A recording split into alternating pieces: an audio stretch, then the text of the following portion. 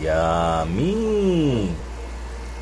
Today's video mga kajuit ay magluluto ako ng beef con ampalaya. So welcome muli sa ating cooking vlog. Welcome sa kusina ni Juit. Gigisahin lang natin ang pangunahing sangkap gaya ng bawang,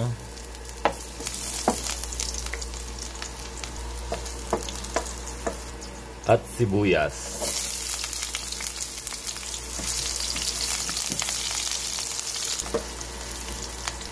Yan, dahil luto na ang bawang at sibuyas ay pwede nang ilagay ang strip cut beef. Lutuin lang yan hanggang sa mag golden brown.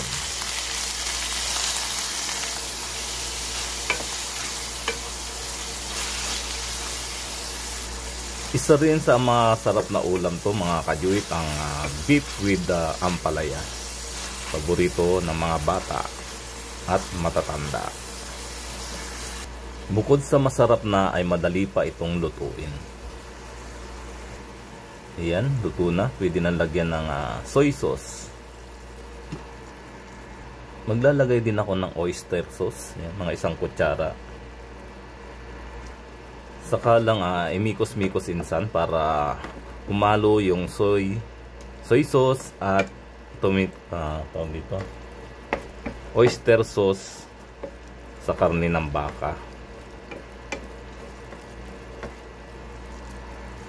Saka ilalagay yung ginayat na ampalaya.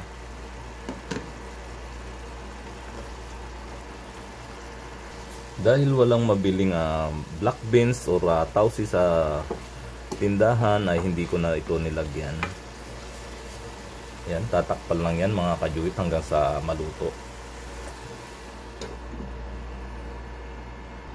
Maglalagay rin ako mga kajuit ng kaunting pamintang durog.